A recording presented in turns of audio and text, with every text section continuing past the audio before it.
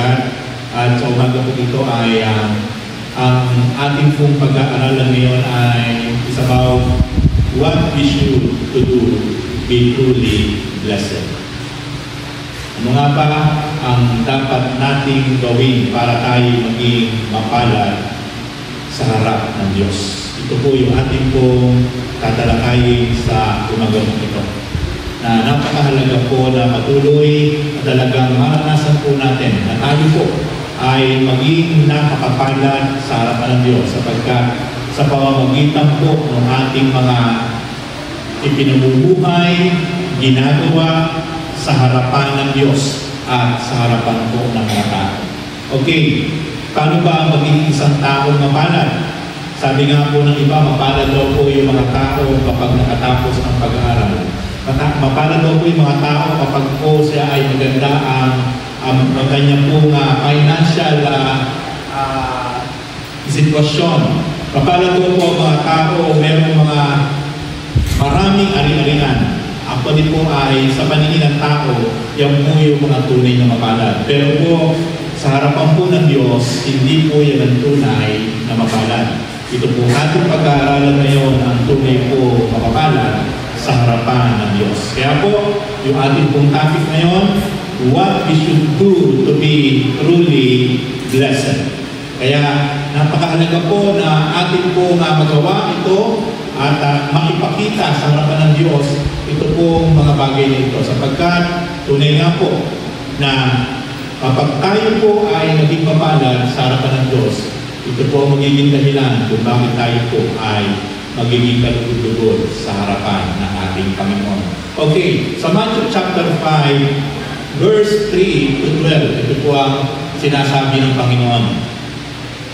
Mapalad ang mga aba na wala nang inaasahan kundi ang Diyos, kapagkat makakasama sila sa Kanyang kaharian. Mapalad ang mga nahahapi sapagkat aaliwin sila ng Diyos. Mapalad ang mga mapagpakumbaba sapagkat tatapuhin nila ang ipinangako ng Diyos. Mapalad ang mga nagmimiting makatupad sa kalooban ng Diyos sapagkat ipagkakaloob sa kanila ang kanilang pinipili. Mapalad ang mga mahabagin sapagkat kahahabagan sila ng Diyos. Mapalad ang mga may malinis na puso sapagkat makikita nila ang Diyos. Mapalad ang mga gumagawa ng daan sa iyong pagkakasundo sapagkat sila ay ituturing ng Diyos ng mga anak niya. Mapalad ang mga pinag-uusig dahil sa kanilang pagsunod sa kalooban ng Diyos sapagkat makakasama sila sa Kanyang kaharian. Mapalad kayo kapag dahil sa akin inaalimura kayo ng mga tao, pinag-uusig at pinagbibigyan ng lahat ng uri ng kasamaan. Pawang kasinungalingan, sapagkat magdiwang kayo at magalak, sapagkat malaki ang inyong gantimpala sa langit, gayon din ang ginawa ng mga tao sa mga propeta ito. Ito po yung sinabi ng ating Panginoon na talagang mga tunay na mapalad. Mapalad yung mga nahahapis, nalulungkot, pero sa kabila po ng kahapisan at kalungkutan, nandun po yung matinding pagsunod sa kalooban ng Diyos. Mapalad yung mga taong mahabag sapagkat ang tunay pong mahahabag sa kanila ay ang Diyos. Mapalad yung mga taong may malinis na puso sapagkat makikita nila ang Diyos. Mapalad yung mga taong gumagawa sa pagkakasundo ng kanyang kapwa sapagkat siya ituturing na anak ng Diyos. Kaya makikita po natin ito po magagandang katangian ito. Ang patuloy na pinagmamasdan ng Diyos sapagkat ito po magagandang katangian ito ng mga tao na bubuhay sa ibabaw ng mundo, lalong higit yung mga tao may pananampalataya, sila po yung tunay na kinagulungan ng Diyos at sila po yung tunay na mapapalad. Mapalad kayo kapag dahil sa akin, inaalimura kayo ng mga tao. Pinagbibigyan ng lahat ng uri ng kasamaan nang dahil sa inyong pagsunod sapagkat tayo po ay ituturing na nakakapalad sa harap ng Diyos. Di huwag tayo magalak sapagkat malaki ang ating gantimpala sa langit. Gayon din ang ginagawa ng mga tao at ng mga propetang nauna sa atin. Kaya po mga kapatid, makikita po natin doon pa lang po sa book of Matthew chapter 5 beginning verse 2 to 12, ay ipinaliwanag na po ng Panginoong Hesus kung sino-sino ang tunay na mapapapalad, na nabubuhay sa ibabaw ng mundo. Yung mga taong yan ang tunay na napakapalad sa harap ng Diyos. Okay, patuloy po natin pag-aralan yung mga tunay na mga tao mapapalad at kung paano tayo patuloy pa magiging mapalad sa harapan ng Diyos. Number 1, blessed are those who read, hear, and obey the prophecy or the Holy Scripture. Napakapalad po pala ng mga taong nagbabasa, nakikinig, and then after that, ipinamumuhay po yung salita ng Diyos na kanyang napakinggan, na kanya pong nabasa. Ang sabi po ng Revelation chapter 1, verse 3, mapalad ang bumabasa ng aklat na ito, ang mga nakikinig sa hulang inihahayag nito, at tumutupad sa nasusulat dito, sapagkat ang lahat ng ito ay malapit ng maganap. Yung Bilbia po na atin po ngayon na meron po tayo, mapapalad po ang mga taong bumabasa, nagbubulay-bulay. Mapapalad po ang mga taong nagbibigay ng matinding panahon upang patuloy pong pakinggan ang mga inihahayag at nakatala dito. At higit sa lahat, mapapalad po yung mga taong ipinamumuhay yung salita ng Diyos. Yung mga nakatala dito po, yung mga nakahula dito, sapagkat sabi po ng Diyos sa kanyang salita, sapagkat ang lahat ng ito'y malapit ng maganap. Kaya po, napakahalaga po mga kapatid, na tayo po'y magpatuloy na maging masigasig, maging masipag, na magbasa, makinig, mag-aral ng kanyang salita, sapagkat ang sabi po ng Panginoon, napakapapalad ng mga taong nakikinig, napakapapalad ng mga taong nagbabasa, at lalo't higit napakapapalad ng mga taong buhay ang salita ng Diyos, sapagkat malapit ng maganap, malapit ng mangyari ang mga hula na nakatala sa banal na kasulatan. Kaya po, sa huling panahon, sa ating pong last generation, patuloy po na tayo ay magbigay ng panahon at oras higit sa lahat. Patuloy po nating pagbulay-bulayin, patuloy po nating pagnilay-nilayin, patuloy po nating basahin ang banal na kasulatan. Higit sa lahat, patuloy po tayo na magbigay ng oras, panahon, para po pakinggan, para po mapag-aralan ang mga nakasulat, ang mga inihahayag ng salita ng Diyos. Umaga, kung bakit po tayo ngayon narito ay isa po yan dahilan kung bakit po tayo ay narito at nagpupunta sa lugar na ito upang patuloy na tayo ay magbalik ng papuri, ng pasalamat, at patuloy po tayong makinig, patuloy po tayong mag-aral ng salita ng Diyos.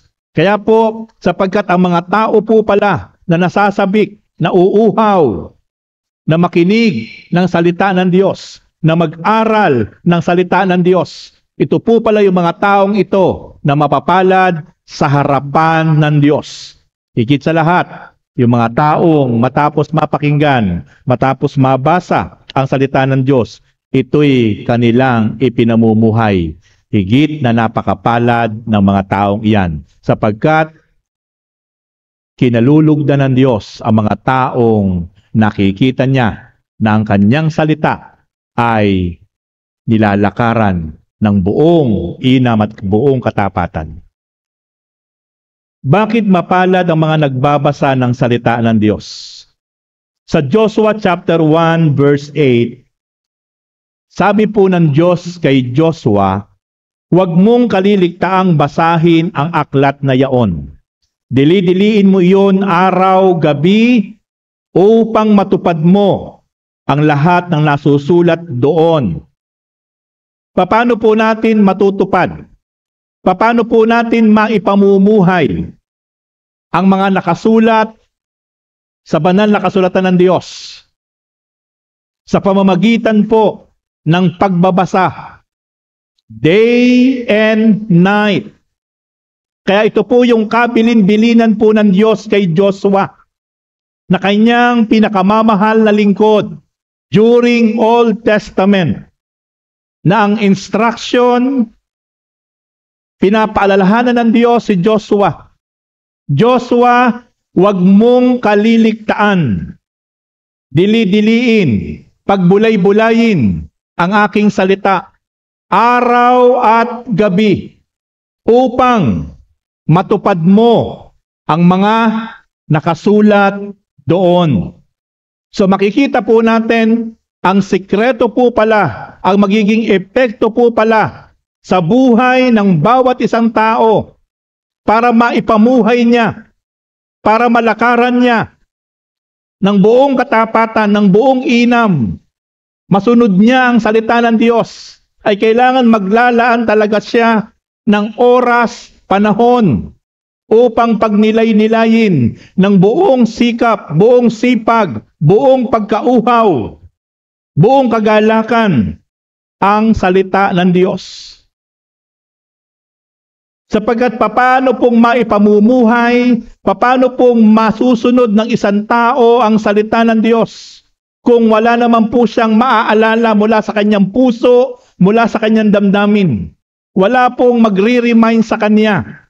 Wala pong ipapaalala ang banal na espiritu sa bawat isang tao na ito ang dapat niyang gawin sapagkat ito ang gusto ng Diyos kung ito po ay hindi niya talaga pagbubulay-bulayin. Wala pong maaalala siya sa kanyang isip at puso. Kaya napakahalaga po yung pagbabasa, yung pagninilay-nilay, at ang sabi nga po dyan, hindi lang sa umaga, hindi lang sa araw, bagkus hanggang gabi. Nakalulungkot sa ating pong kapanahunan, napakarami pong Kristiyano, wala na pong panahon na magbasa ng Biblia. Sapagkat napakarami ang umaagaw sa ating oras, sa ating pong generation. Aminin po natin sa hindi, ito po ang realidad ngayon. Kung bakit napakarami pong tao ay pasama po ng pasama ang pamumuhay. And even mananampalataya na po, Kristiyano na pong matagal, ay madali pa pong madaig ng takbo ng sanlibutan o takbo ng kaaway. Bakit po? Sapagkat wala po siyang marirecall, wala po siyang maaalala sa kanyang isip at puso. Para kung nakagagawa po ng pagkakamali ang bawat isa po sa atin, ay meron pong salita ng Diyos na nananariwa sa ating puso't isipan upang tayo paalalahanan na ang lahat minsan ng ating ginagawa ay hindi na po naaayon sa kalooban ng Diyos. Kaya po sabi ng Diyos, Joshua, huwag mong kaliligtaan, huwag mong kalilimutan, dili-diliin, pagbulay-bulayin, pag-aralan, namnamin ang aking salita, araw at gabi, sa gayon, upang ito ay matupad mo. Kung gusto po nating tunay na maipamuhay ang kalooban ng Diyos, mga kapatid, magbigay po tayo ng panahon at oras. Wag po nating hayaan na kainin po tayo ng kaabalahan ng marami po nating ginagawa sa pang-araw-araw. Kailangan nating maghanap buhay. Kailangan nating mag-aral. Kailangan nating gawin ang mga bagay sa ating buhay. Yan po'y mahalaga. Pero, ang isa po sa dapat po nating i-priorities, maglaan po tayo ng oras para po patuloy na basahin, pagnilay-nilayin ang Biblia, ang salita ng Diyos. Sapagkat kapag ang salita po ng Diyos ay patuloy po natin pinagbubulay-bulay, pinag-aaralan kahit paulit-ulit, walang sawa na paulit-ulit po natin binabasa, pinag-aaralan, ito po'y patuloy natitimo at uukit sa ating mga puso't damdamin, kaisipan. At sa mga panahon na para po ba tayo nalilihis, sa mga panahon na para po ba tayo nalalayo ng landas, ito rin po ang gagamitin ng banal na Espiritu upang i-remind tayong lahat, upang paalalahanan tayong lahat yung salita ng Diyos na ating pong napagbulay-bulay. Pero, kahit matagal na po tayong Kristiyano, niwala po tayong kahit isa o dalawang memory verse na ating pong naaalala. Napapakinggan lang po natin ang salita ng Diyos. Pero hindi po nakatimo. Hindi po nakaukit sa ating isip at puso. Madali po nating nalilimot. Ano po ang ipapaalala sa atin ng Diyos sa pamamagitan ng banal na Espiritu? Wala po. Kaya kakainin po tayo ng sarili nating damdamin. Tayo po'y ililigaw at ililihis ng ating mga sariling damdamin. Puro pang sariling damdamin po ang ating pong mararanasan sa panahon na tayo po ay hindi maiiwasan, ay haharap sa mga negative or trials o challenge ng buhay kapag wala pong salita ng Diyos na ipapaalala po sa atin ang Panginoon. But kapag maraming salita ng Diyos, dahil wala po tayong tigil sa pagbubulay-bulay, pagbabasa, pakikinig, ninanamnam po natin yung pag-aaral, yung pakikinig. Masyado po natin talagang pinapahalagahan. Ito rin po ang magrerema sa ating mga isip at damdamin sa panahon na tayo po ay nandoon sa mga punto na hindi po natin inaasahan.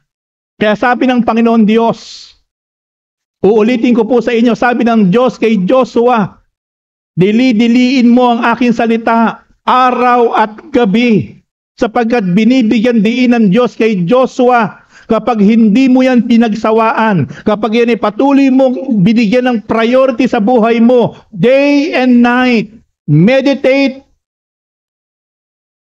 my word. Sabi po ng Diyos kay Joshua, yan ay maipamumuhay mo. Yan ay lalakaran mo, Joshua. At kapag nakita ko na ang aking salita ay patuloy mong binabasa, pinagbubulay-bulay, araw at gabi, at nakita ko sa aking pagmamasid na yan ay ipinamumuhay mo ang aking salita. Sabi po ng Diyos doon sa bandang huli ng Joshua chapter 1 verse 18, ninyo po magiging epekto, magiging resulta sa kaya na ipamumuhay ni Joshua ang salita ng Diyos dahil walang tigil sa pagbabasa, sa pagbubulay-bulay, araw at gabi. Sabi po ng Diyos, sa gayon, giginhawa ka at magtatagumpay. The secret of prosperous life, the secret of abundance life, the secret of victorious life ay magsisimula pala sa pagbabasa, sa pag-aaral, sa pagbubulay-bulay ng buong kasabikan na walang tigil, umaga, tanghali, gabi. But I sad to say, ano po yung ginagawa natin? Saan po ngayon tayo naka-priority, mga kapatid? Itaas nga po ang kamay sa inyo nang nagbabasa po ng kahit araw lang, everyday. Taas ang kamay. Nakalulungkot, iisa po nagtaas ang kamay. Araw lang po sinabi ko, pero sabi ng Diyos, araw at gabi. Kaya mga kapatid, we back to the original. Ito po ay nasa huling panahon na po tayo, mga kapatid. Tayo po muli ay magbalik. Bigyan po natin ng importansya. Bigyan po natin ng panahon. Bigyan po natin ng oras. Sapagkat dito po tayo lalago. Dito po tayo matututo. Dito po tayo i-rebuke ng Diyos sa pamamagitan ng banal na Espiritu. Sapagkat kapag nagbabasa po tayo ng salita ng Diyos, personal po tayong kinakausap. Personal po tayong tinuturuan ng Diyos. Ipinakikita po sa atin ng Diyos na para po tayo nananalamin. Ipinakikita po ng Diyos sa atin ang ating sarili kung nasaan na po tayo kapag tayo pinagbabasa ng salita ng Diyos. At sa pamamagitan po ng galaw at udyok ng banal na Espiritu, kapag ito po ang binasa po natin, tayo po'y matututong magpakumbaba. Tayo po'y matututong maging masunurin. Tayo po'y matututong magpatawad. Tayo po'y matututong maging mapagbigay. Tayo po'y matututong maging tagapagpayapa, hindi po daluyan ng kaguluhan, ng pag-aaway, ng galit at poot. Sapagkat ang Diyos po'y Diyos ng pag-ibig. hindi po Diyos ng galit. Ang Diyos po'y Diyos ng pagpapatawad, hindi po Diyos ng pagpaparusa.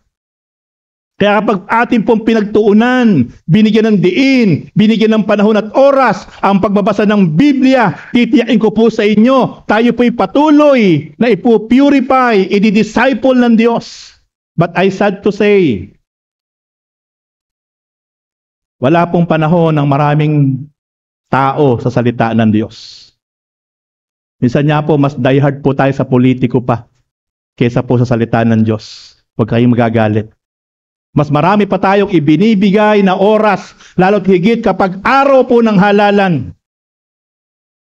Pero po sa salita ng Diyos, ala tayong maibigay. Ito po ang malaking katotohanan. Hindi ko po sinasabing masama na suportahan nyo ang mga gusto nyo mga politiko. Hindi po sinasabing masama. Pero ang nakalulungkot sa harapan ng Diyos, pagbibigay tayo ng mahabang oras, mahabang panahon sa maraming politiko kapag panahon ng halalan. Pero yung salita ng Diyos sa sinabi niya at iniuutos siya sa atin, wala po tayong maibigay. Pero sabi ng Diyos, kung gusto mong magtagumpay, Joshua, kung gusto mong umunlad ka, guminhawa ang buhay mo, dinidilihin mo ang aking salita araw at gabi, at ito'y ipamuhay mo. Sa gayon, giginhawa ka at magtatagumpay. Bakit maraming tao, punong-puno ng pighati, punong-puno ng kalungkutan, naghihirap sa lahat ng aspeto, magulo ang buhay? Bakit? Masasagot nyo na po yan sa ating pinag-aaralan. Habang ang tao po'y walang panahon totoo sa Diyos. Habang ang tao po'y hindi sumusunod sa instruction ng Diyos. Habang ang tao po'y nagmamatigas na sumunod sa kalooban ng Diyos, sabi ng Panginoon, John 15 verse 5, kung ikaw ay hiwalay sa akin, wala mangyayari, walang magagawa. Wala kang magagawa. Habang ang tao ay nagmamatigas, habang ang tao ay sarili niyang kagusto ng kanyang ginagawa, hindi niya masusumpungan ang tunay na tagumpay, ang tunay na kasaganaan, ang tunay na maligayang buhay, sapagkat iyan ang sinabi ng Diyos. Apart from me, you can do nothing. Pero ang mga tao na patuloy na nagsisikap, patuloy na nagsisipag, patuloy po nagsasakripisyo ng buong katapatan sa pagsunod sa Diyos, titiyain ko po sa inyo, sabi ng Lord, lumapit kayo sa akin. Kayong lahat na napapagal, napapagod na, nahihirapan na, pagpapahingahin ko kayo.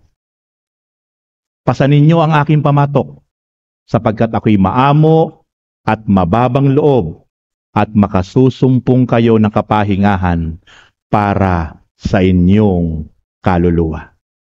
Bakit maraming tao parang hindi na alam ang kanyang gagawin?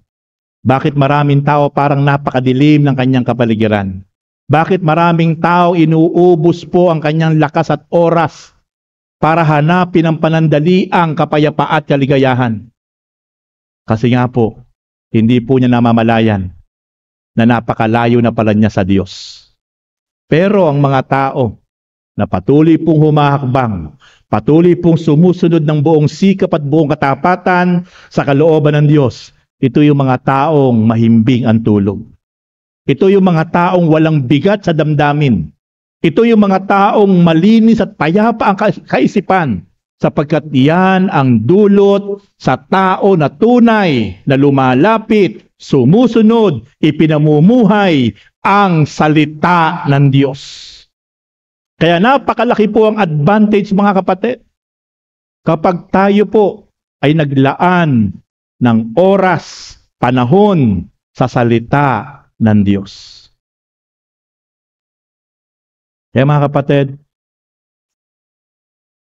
ang Facebook, gamitin po natin ang salita ng Diyos.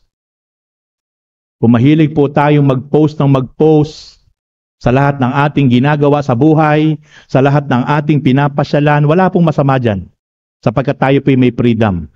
Pero sana po dumating sa point ng buhay natin, isang araw, na ang mas priority nating ipinopost, walang iba, kundi ang mga bersikulo sa Bible. Napakalaki po ang epekto ng salita ng Diyos kapag ito'y isinishare natin, ipinopost natin sa Messenger, sa Facebook, sapagkat hindi natin alam, yung palang taong makababasa nito ay merong matinding pinagdadaanan sa buhay. Minsan gusto nang magpakamatay, pero ipinost mo ang salita ng Diyos na ang dulot at ang sinasabi, ang Diyos ay pag-ibig, ang Diyos ay Diyos ng pagpapatawad. At doon ay maramdaman ng taong iyon na gusto nang magpakamatay, parang wala na nakikitang liwanag sa buhay, pero dahil doon sa salita ng Diyos na ating pong ipinost, meron palang isang taong nasagip sa pagpapatiwakal. Meron palang isang taong nakalaya sa galit at poot dahil sa salita ng Diyos na ating pong ibinahat, ating pong isinyer mula po sa ating pong social media. Ulitin ko, hindi po masama na mag-post ng maraming bagay sa ating buhay. Pero kung mahilig po tayong mag-post, sana po dumating ang araw, ang ipinopost na po natin, higit sa lahat ay ang kapangyarihan ng salita ng Diyos na matatagpuan sa banal na kasulatan. Pahalagahan po natin mga kapatid. At sa oras ito mga kapatid, we hope magsimula po tayong muli. Tayong lahat. Tayo po'y magbasa. Tayo po'y magbabasa sa salita ng Diyos. Sapagkat ang dulot ng panghihina at panlulupaypay, panlalamig, ay yung mga Kristiyano at yung mga tao na wala na pong oras at panahon sa salita ng Diyos. Nakalulungkot, maraming kabataan, maraming Kristiyano, minsan part pa ng worship team. Walang panahon magbasa, pero napakaraming panahon para maglaro ng games. At nakalulungkot, napakaraming pwedeng tayaan sa online. Napakaraming sugal sa online. Ang nakalulungkot, mahuk pa ang maraming kabataan, maraming Kristiyano sa mga patibong ng kaaway sa ating panahon. Marami na pong sinirang buhay, ang mga games, ang mga online sugal sa cellphone. Dahil nawalan po ng panahon sa salita ng Diyos. At nagumon sa maraming uri ng bisyo, laro, games. Ako po'y nalulungkot kapag nakakakita po ako ng mga Kristiyano. Kabataan, nalulung, addict sa mga games sa cellphone. Nalulungkot po ako. Ako po ay sobrang napipighati sa mga kabataan na magpahanggang ngayon ay hindi maiwasan, hindi po maisuko sa Diyos. Yung pagkahumaling, yung addiction sa social media, yung mga laro na Dota, mga laro na mapakaraming games sa cellphone. Sapagkat yan po ang ginagamit ni Satanas para agawin ang oras mo. Instead na ikaw ay magbulay-bulay, maglingkod, magbasa ng Biblia, ikaw ay bibigyan ng adiksyon sa mga bagay na ganyan na wala naman pong idudulot na maganda sa ating buhay. Kaya kung magpahanggang ngayon po, hindi ko po alam kung sa inyo ay meron pa na hanggang ngayon nahuhumaling sa mga ganyang bagay. Especially po yung mga sugal sa online gaming, kahit anong uri po yan na sugal. Nakalulungkot, napakaraming mga vlogger sa ating bansa, mga sikat na vlogger.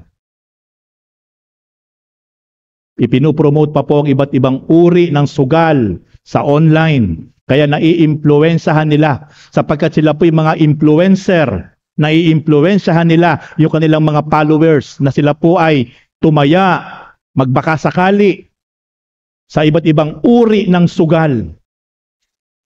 Kaya po maraming nasisirang pamilya, nasisirang buhay ng dahil lang po sa mga iba't ibang uri ng mga online gaming na yan.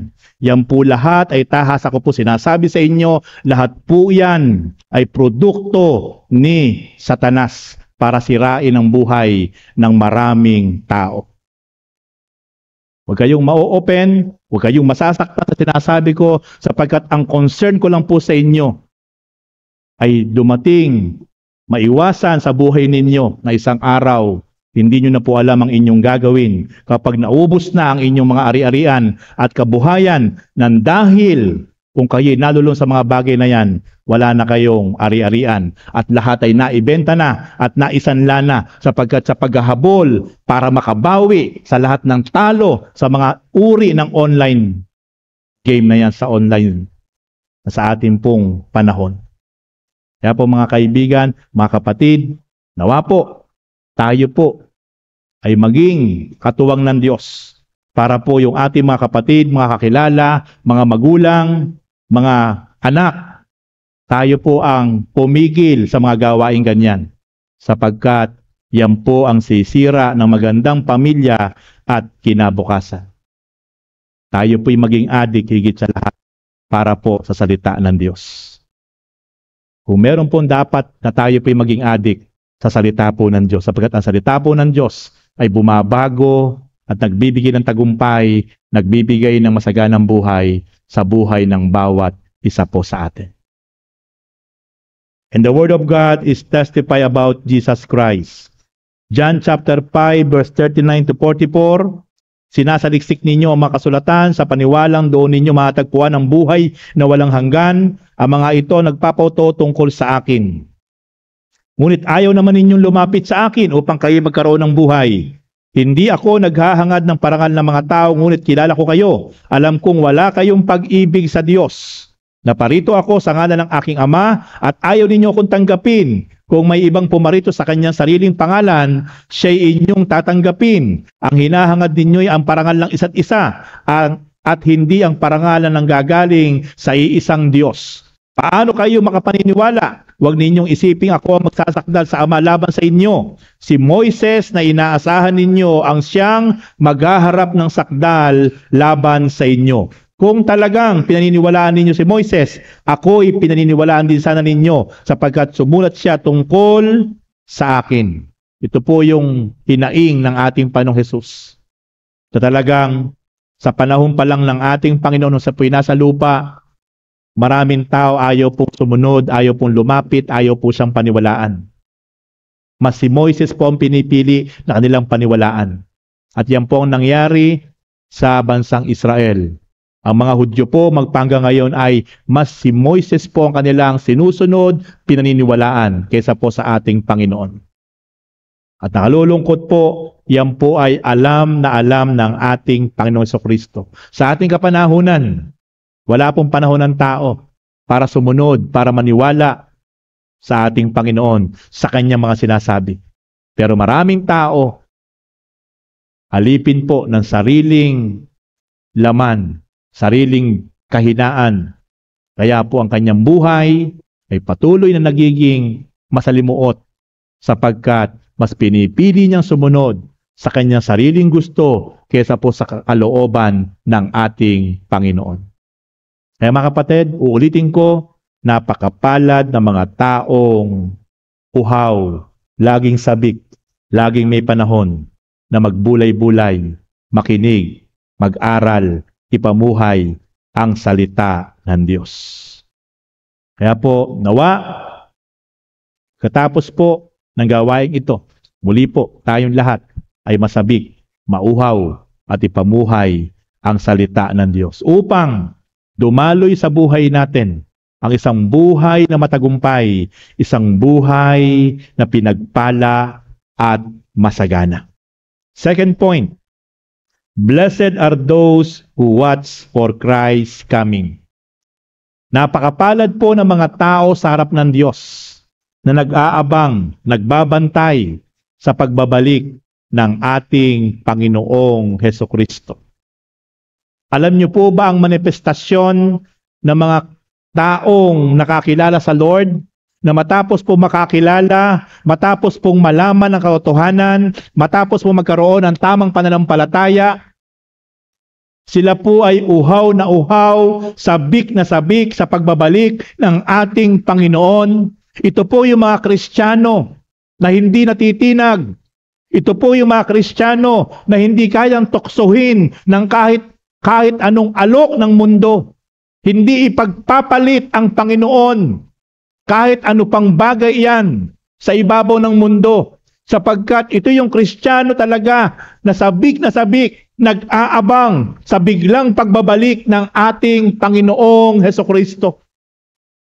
Ito po yung tunay pong manifestasyon ng mga taong talagang inip na, sabik na sa pagbabalik ng ating Panginoon. Ito yung mga Kristiyano na nagpapatuloy ng buong katapatan sa pagsunod sa Panginoon.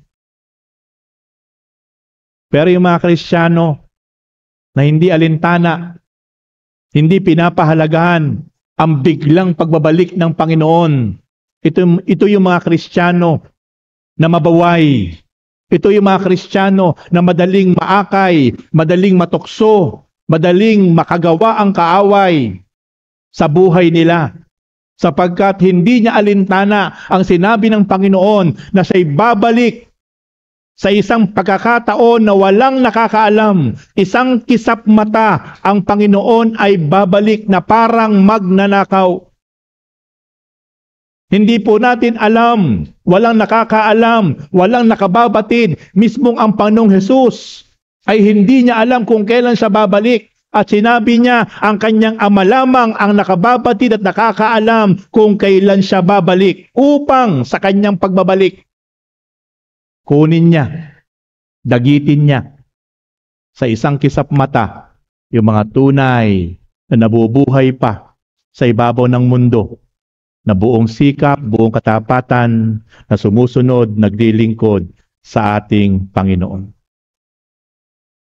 Mga kapatid, ito yung tinatawag na rapture. Isang kisap mata lang, pag biglang bumalik ang Panginoon,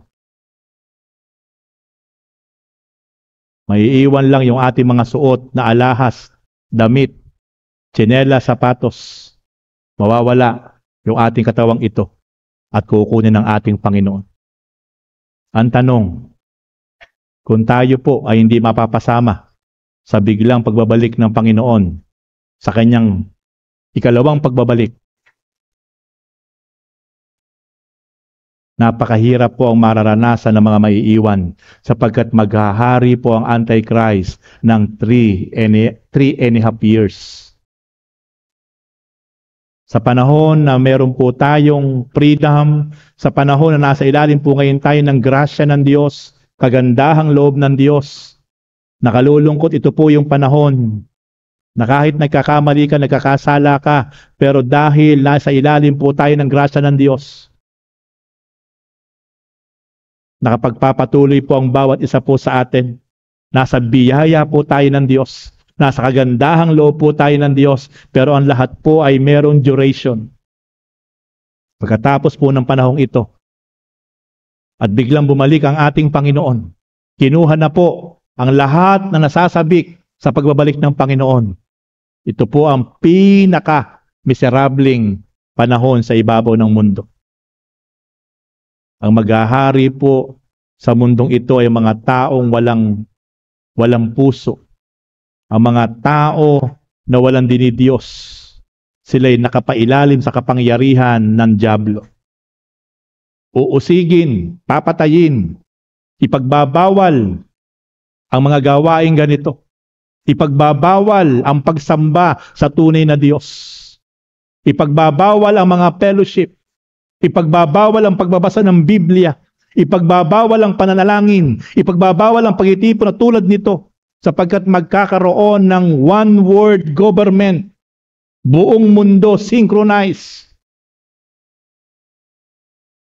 Kapag nagpatuloy ka sa gawain ganito, papatayin ka, pupugutan ka ng ulo. Wala kang pupuntahan na hindi ka mamomonitor sapagkat gagamitin ng Antichrist ang mga sophisticated na mga CCTV na kahit nasaan ka ang satellite ay mamomonitor ka. Sapagkat lalong uunlad ang technology sa huling panahon. Wala ka ng sisilungan na hindi ka makikita ng Antichrist through satellite. Monitor ka ng lahat. Kahit nasa loob ka ng iyong bahay, kahit nasa ilalim ka pa ng lupa, ikaw ay nadidetect kung nasaan ka. Doon po papasok ang sinasabi na walang makapagbibili at walang makapagbebenta, na wala kang tatak sa noo o sa kanang kamay ng tatak ng dyablo. Napakahirap po magiging kalagayan sa buhay sa huling panahon. Kaya sinasabi ng Diyos, mapapalad ang mga taong nasasabik, mapapalad ang mga taong tapat na nagpapatuloy sa pagbabalik ng ating Panginoon, hindi lumilihi sa kaliwa, hindi lumilihi sa kanan. Straight forward lang. Kahit ano nagaganap at nangyayari sa mundo, sa ibabaw ng lupa, kahit ano ang kanyang pinagdadaanan sa buhay, ay hindi gumi-give up, hindi humihinto, hindi tumatalikod, sapagkat patuloy siya nagpapatuloy kahit ano ang kanyang pinagdadaanan sa buhay, sapagkat alam niya, babalik ang Panginoon sa isang kisap mata na wala nakakaalam, sapagkat ang gusto niyang mangyari, pag biglang nangyari yon, na biglang bumalik na ang ating Panginoon, isa siya sa magiging kasama ng ating Panginoon. Kaya siya nasasabik, nagpapatuloy ng buong katapatan sa pagsunod sa ating Panginoon. Hindi siya nagpapaapekto. Hindi siya nagpapatukso kahit ano ang alok ng mundo. Hindi siya nagpapa-impluensya sa mga tao sa paligid niya, sapagkat alam niya yung kanyang tinatayuan na pananampalataya at pagsunod ng tapat sa ating Panginoong Hesukristo. Kaya siya po'y isa sa kabilang nasabik at buong tiyaga na nagbabantay sa pagbabalik ng ating Panginoon. Never give up, never quit, sapagkat nagpapatuloy siya ng buong katapatan, buong pagmamahal sa pagsunod sa ating Panginoon. Ano po ang sabi ng Bible? Revelation chapter 16, verse 15, sabi ng Panginoon, makinig kayo. Ako'y darating na, gaya ng magnanakaw. Mapalad ang gising at hindi naghubad ng kanyang kasuotan. Hindi siya lalakad ng hubad at di mapapahiya sa madla. Ano po ang sabi? Mapalad daw po yung gising at hindi naghubad ng kasuotan. Sapagkat sabi ng Panginoon, ako'y babalik na parang isang magnanakaw. Listen carefully mga kapatid. Yung pong tinutukoy ng Panginoon na gising at hubad, hindi po yun literal.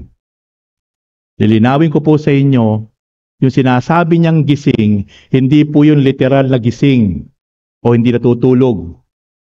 Pag sinabi pong gising, nananatili po siyang tapat, na naglilingkod, sumusunod, ayon sa kalooban ng Diyos, namumuhay siya ng buong kalinisan.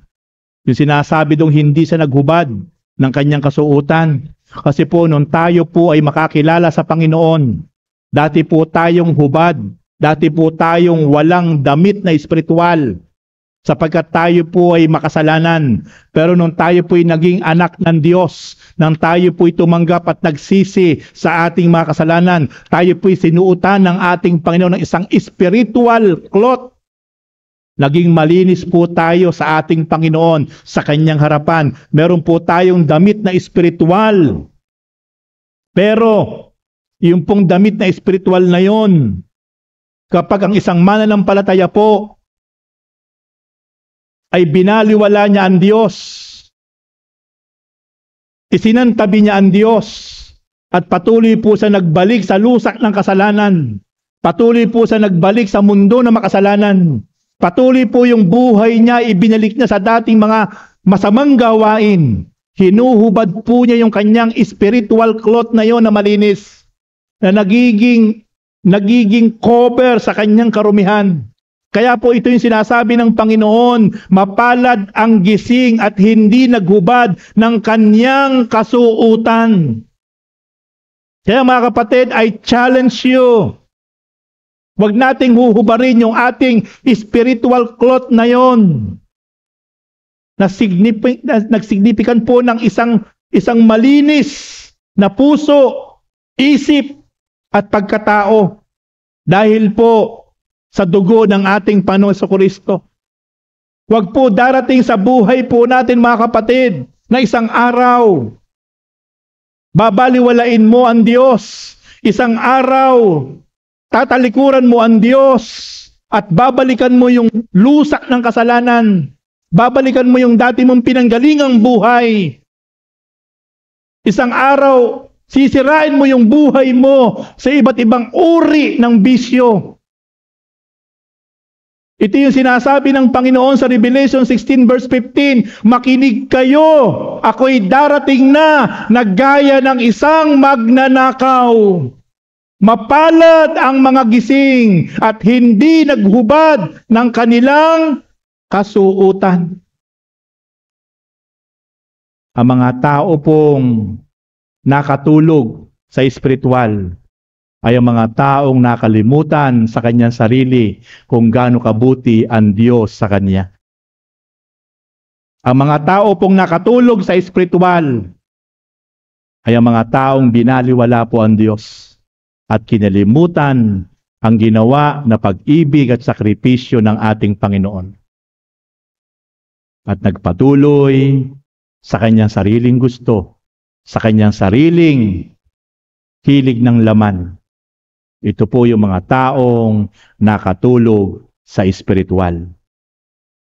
Pero yung tinutukoy ng Panginoon na nananatiling gising, yung sinasabi ko po sa inyo, na dapat mula ngayon hanggang sa pagbabalik ng ating Panginoon, wala pong matutulog espiritual. Sabihin niyo po sa inyong katabi, kalapitin niyo, kapatid, huwag kang matutulog na espiritual. Anong ibig sabihin? Yung pagtulog po ng espiritual, ito yung mga taong mula sa dating naramdaman na po niya ang kapayapaan, ang pag-ibig, ang pagpapatawad, at naimpluwensyahan siya ng Panginoon. Pero, ang ipinalit sa puso at isip, dumating isang araw, ay yung galaw at udyok ng dyablo. Listen carefully. Dalawa lang po lagi ang pwede maging laman ng ating damdamin. Mapagpatawad, mapagmahal, maging tapat, maging masunurin, maging mapagpakumbaba. Pero pag nararamdaman na po ninyo sa inyong sarili isang araw na punong-puno ka na po ng kataasan, punong-puno ka na po ng pagmamalaki, punong-puno ka na po ng galit, hinanakit, puot, sama ng loob, punong-puno ka na po ng pagsuway sa Diyos. Yan po ay espiritual na nakakatulog ka na sa harap ng Diyos. Pero, kung magpahanggang ngayon, ang damdamin at puso mo at isip mo ay punong-puno ng pagpapatawad, pangunawa, pagmamahal, kapakumbabaan, mapalad ka, ikaw kapatid, ay nananatili pang gising. Kung magpahanggang ngayon, ay patuloy ka pang umuunawa, patuloy ka pang nagmamahal, patuloy ka pang umaabot, patuloy ka pang nagpapatawad, patuloy ka pang marunong magmahal, kahit yung tao minsan hindi nakamahal-mahal, pero patuloy pa rin iniintindi, patuloy pa rin inaabot, mapalad ka kapatid kasi kabilang ka sa nananatiling gising at merong damit na mula sa Panginoon. Kaya mga kapatid, sa oras na ito, nawa, ang bawat isa po sa atin ay patuloy po na maging gising. Sapagkat di natin alam, po pwedeng mamaya, po pwedeng bukas, po pwede sa isang buwan, po pwede po sa isang taon, o kahit kailan, sa hindi inaasahan, ang Panginoon ay bumalik. May posibilidad po ba na may maratnang natutulog ang Panginoong Hesus sa kanyang pagbabalik? Mayroon po bang posibilidad na mayroong maratnang natutulog ang Panginoon sa kanyang pagbabalik? Puntahan po natin ang Bible. Sa Mark chapter 13, verse 36 to 37. Mark 13:36 to 37. Baka sa kanyang biglang pagdating ay maratnan kayong natutulog. Ang sinasabi ko sa inyo ay sinasabi ko sa lahat, maging handa kayo. Yan po ang sinasabi ng Panginoong Hesus. Baka sa kanyang biglang pagdating ay maratnan kayong natutulog. Napakasakit po na kapag dumating ang Panginoon, ang bawat isang mananampalataya ay natutulog pala, hindi pala nakahanda. Paano po paghahanda? Ang paghahanda po ay tiyakin natin na tayo po ay gising. Paano po maging gising? Yung ikay patuloy na sumusunod, namumuhay, na nakalulugod sa ating Panginoon. Kung tayo man ay nalihis, nagkasala, nagkamali, ang Diyos po ay laging handa na tayo po ay tanggapin sa ating buong pagpapakumbabang pagbabalik sa ating Panginoon. Wala pong taong hindi nagkakamali. Wala pong taong hindi nagkakasala. Lahat po tayo nagkakamali. Lahat po tayo nagkakasala. Pero ang mahalaga, sa bawat pagkakamali at bawat pagkakasala, dapat po ma-realize natin yung ating nagawa ay mali. At ang tama po dong gawin, muli lang po tayo magbalik loob sa Panginoon. Magsisi, umiyak, dumulog sa Diyos, manikluhod sa Diyos, humingi ng tawad. And then after that, muli po tayong humakbang, papalapit ng pagsunod ng tapat sa Diyos, hindi po papalayo sa Diyos. Amen? Ang isang tunay na nagbabalik at nagsisisi, na nagkamali, na Kristiyano at lingkod ng Diyos, ay ang mga taong ito ay nagpapatuloy na sumunod sa Panginoon. Hindi po dapat baliwalain natin ang Panginoon.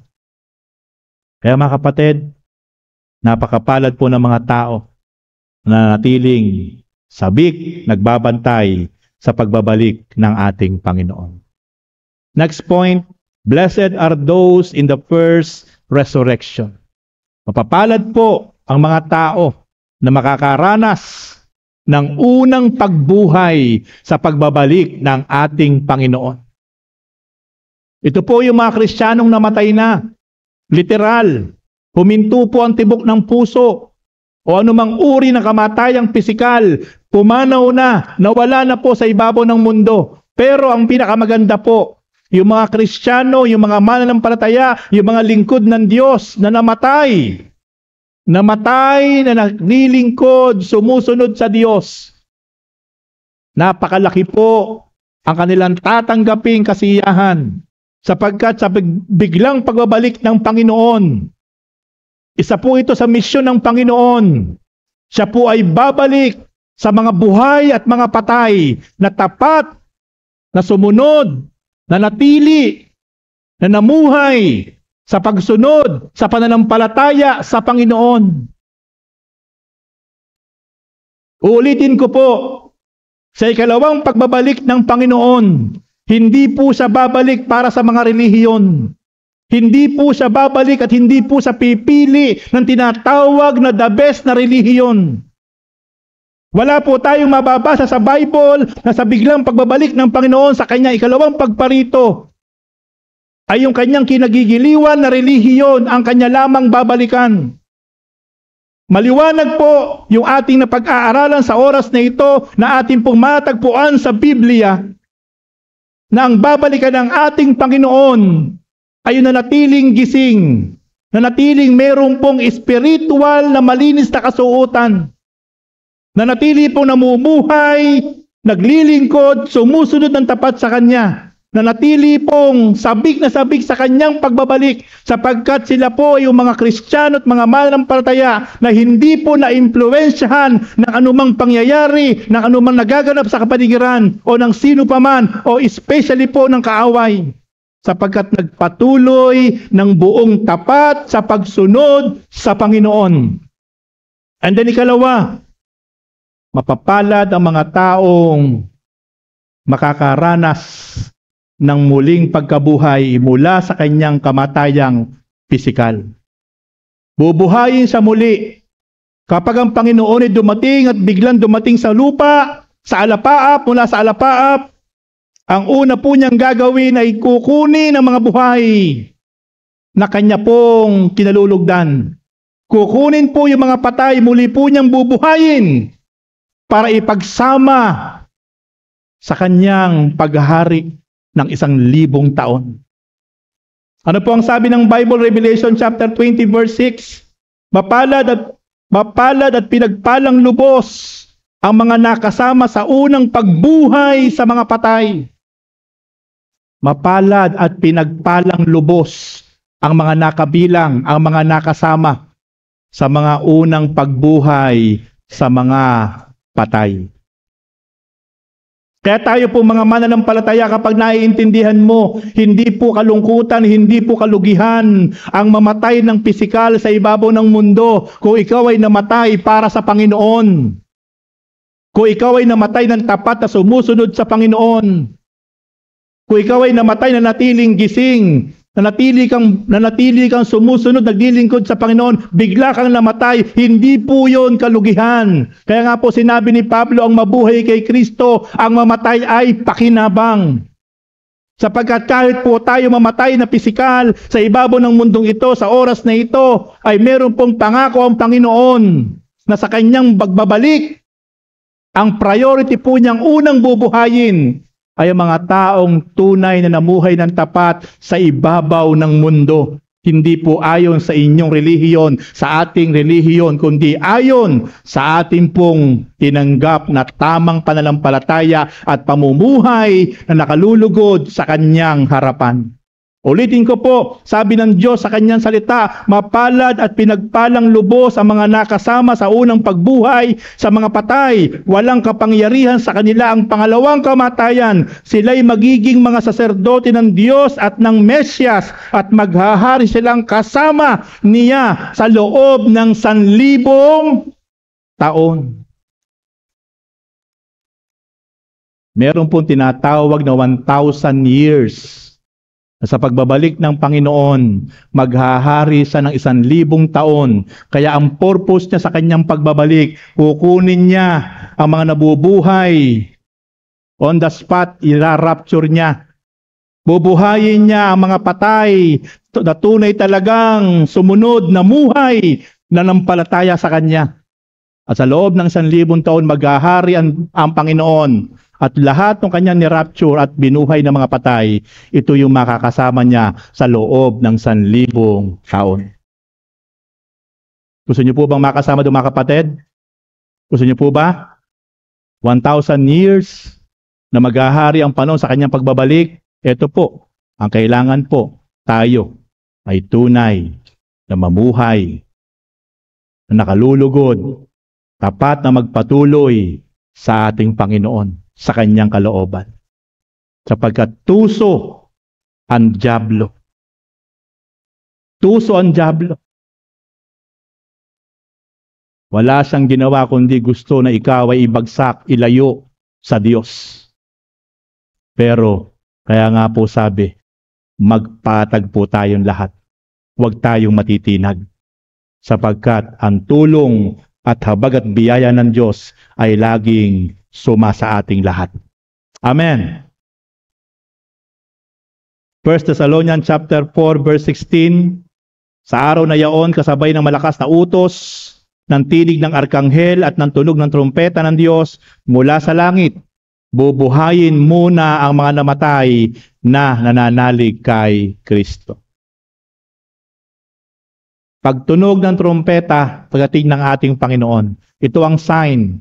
Kapag hinipan ng mga anghel ang trompeta, bubuhayin ng Panginoon ang mga patay na tunay na nanampalataya, nanalig, sumunod sa ating Panginoon. Wala po tayong maitatago sa Diyos.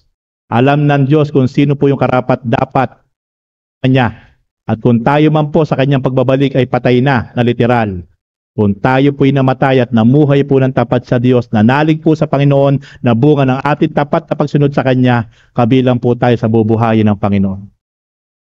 Kaya mga kapatid, i-prepare natin ang ating mga sarili. Ito pong ating panahon ngayon na hindi po tayo naglalaro. Hindi po ito biro. For preparation po ito. Ihanda po natin yung ating mga sarili, mga kapatid, sa pagsunod ng tapat at pamumuhay na nakalulugod sa harapan ng Diyos. Sapagkat mahirap hindi mapasama, mahirap hindi mapabilang sa pagbabalik ng ating Panginoon. 1 Corinthians 15:52, sa isang sandali, sa isang kisap mata, kasabay ng huling tunog ng trompeta, pagtunog ng trompeta, ang mga patay ay muling bubuhayin at di na mamamatay. Babaguhin tayong lahat. Maliwanag po ang sinasabi po ng Biblia. 1 Corinthians 15:52. Sa huling tunog ng trompeta, sa isang kisap mata, pagbigla na pong bumalik ang Panginoon mula sa alapaap, ang mga patay ay muling bubuhayin. At hindi na mamamatay pang muli.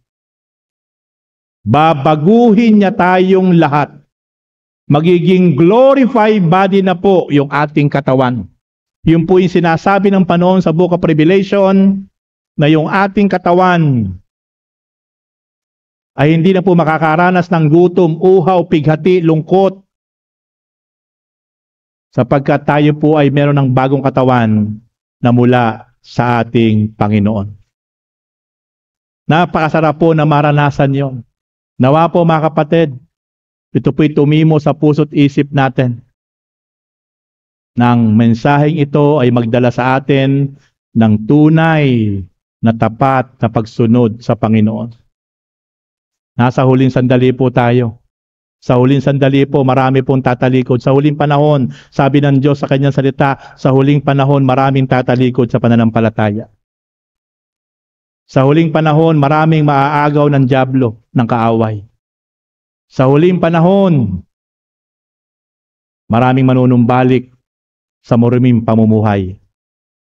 And I hope, hindi ikaw at ako yun ay mapabilang sa mga iyon.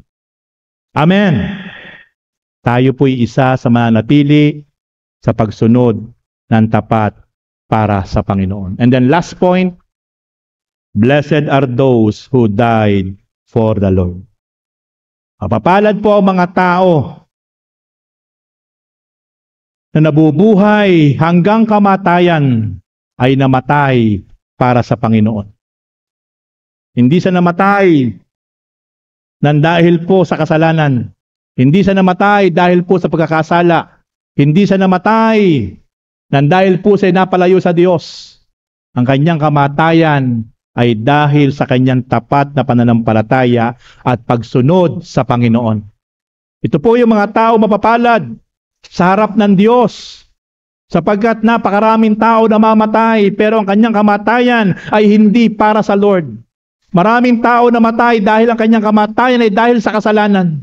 Maraming tao namatay dahil ang kanyang kamatayan ay dahil siya'y nagkamali at nagkasala. Pero ang tunay pong napakapalad sa harapan ng Diyos ay ang mga taong namatay dahil sa Panginoon. Dahil sa pagsunod ng tapat sa Panginoon. Dahil sa pagsunod sa kalooban ng Diyos. Ito yung mga taong tunay na mapapalad.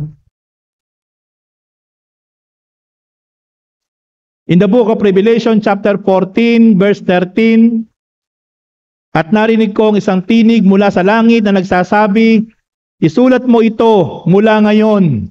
Mapapalad ang naglilingkod sa Panginoon hanggang kamatayan. Tunay nga, sabi ng Espiritu, magpapahinga na sila sa kanilang pagpapagal sapagkat susundan sila ng kanilang mga gawa. Pakikita po natin at binanggit po ng Diyos sa kanyang salita in the book of Revelation chapter 14 verse 13, ang tunay pong taong mapapalad ay hindi po yung mga taong nakatapos na mga degree holder. Ang tunay pong mapapalad sa harap ng Diyos ay hindi po yung mga taong mayayaman, hindi po yung mga taong politiko, hindi po yung mga taong sobrang pinagpala. Sa harap ng Diyos, siya po ang may sabi, ang mga taong mapapalad sa harap ng Diyos ay ang mga taong tunay na naglingkod hanggang kamatayan sa harap ng Diyos na buhay. Kaya po mga kapatid, tiyakin po natin na lahat ng ating ginagawa, lahat ng mga bagay na ipinagkatiwala sa atin ng Diyos sa ibabaw ng lupa, gamitin natin para sa pagsunod sa kalooban ng Panginoon. Sapagkat kung bakit tayo pinagkalooban ng katalinuhan, karunungan, kaalaman, kayamanan, o anumang bagay na meron tayo ngayon, kapatid, lahat yan ay pinagkatiwala lang sa atin ng Diyos. Even yung ating buhay, yung ating lakas, yung ating kalusugan. Pero ang gustong makita ng Diyos sa bawat isa po sa atin, gamitin natin ang ating buhay. Gamitin natin ang ating talento. Gamitin natin ang mga bagay na ipinagkatiwala sa atin ng Diyos ayon sa kanyang plano at kalooban, sapagkat siya ang may sabi in the book of Revelation 14 verse 13, mapapalad ang mga taong naglilingkod sa Panginoon hanggang kamatayan. Nakalulungkot, maraming tao na malakas, may impluwensya, mayayaman, pero hindi po nagagamit ang kanyang buhay, ang kanyang lakas, ang kanyang kayamanan para po sa kalooban ng Diyos. Pero ang Diyos ang may sabi, mapapalad ang mga taong hanggang kamatayan ay naglilingkod sa Diyos. Sabi ng Espiritu. Kaya mga kapatid, I challenge to all of you, patuloy po tayong wag hihinto, wag titigil, wag susuko, anuman po ang ating marating sa buhay, anuman po ang mga bagay na ipagkatiwala sa atin ng Diyos, paunlarin ka, payamanin ka, maging successful ka sa lahat ng aspeto ng buhay mo. Tiyakin mo kapatid, lahat yan ay wala kang madadala sa iyong patutunguhan sa huling panahon. Lahat yan ay iiwan lang natin sa ibabaw ng mundo. Lahat po yan ay guguhulang pabulusok sa ilalim. Sabi ng Panginoon, walang matitirang bato sa ibabaw ng kapwa bato. Lahat ay iguguho. Sa huling panahon, lahat ng ating nakikita sa ibabaw ng mundo, lahat po yan ay bubulusok lang pababa. Pero tayo po ay walang madadala kahit kapiraso, kahit kauntiman sa lahat ng ating pinagpagalan sa ibabaw ng mundo. Pero ang pinakamahalaga, ang pinakakinalulugdan ng Diyos ay yung buhay natin. Anumang meron tayo, anumang pinagkatiwala sa atin ng Diyos, lahat ito ay ginamit natin for our own glory ng ating Diyos na makapangyarihan sa lahat.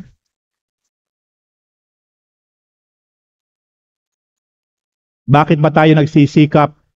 Bakit ba tayo nagsusumikap para yumaman, para umunlad, para maging successful? Tama po yun, wala pong masama. Pero dapat po, ang pinaka-bottom line, ang pinaka-puso ng ating pagsisikap, ng ating pagpupursigi, ng ating pagsisipag, ay hindi lang para sa ating mga sarili, hindi lang para sa ating mga pamilya, hindi lang para sa ating mga kinabukasan, higit sa lahat, kaya tayo nagsusumikap, kaya tayo talaga nagsisipag, higit sa lahat, for the glory of our God. Gamitin po natin lahat ng meron tayo, ayon sa kaluguran ng ating Panginoon Diyos. At dito tunay na magiging makabuluhan ang ating buhay. Sabi nga ng Lord, makamit mo man ang yaman ng buong mundo. Mapa sa iyo man ang yaman ng buong mundo. Pero kung mapapahamak naman ang iyong kaluluwa, wala itong kabuluhan. Hindi po tayo kayang iligtas. Hindi po tayo kayang bigyan ng seguridad ng kayamanan ng mundo. Yan po ay pinagkatiwala lang po sa atin. Gamitin po natin ayon sa kalooban ng Diyos. Ang sabi ng Diyos, mapalad ang mga taong naglingkod hanggang kamatayan. Mga kapatid, baka naisin po natin hanggang sa huling hininga at yugto ng ating buhay, walang bibitaw, walang tatalikod, walang hihinto sa pagsunod at paglilingkod ng tapat sa Diyos. Huwag mong nanaising makahuminto ka pa, tumalikod ka pa, sapagkat napakapalad pala ng mga taong hanggang kamatayan, hindi tumalikod, na natiling tapat, na sumusunod, naglilingkod sa ating Panginoon. Praise God. Kaya mga kapatid, sabi nga ni Pablo, ni Apostol Pablo sa isang tapat, ang isa sa tapat na lingkod ng Diyos, sa Roma chapter 14 verse 7 to 8, walang sino man sa atin ang nabubuhay o namamatay sa kanyang sarili lamang.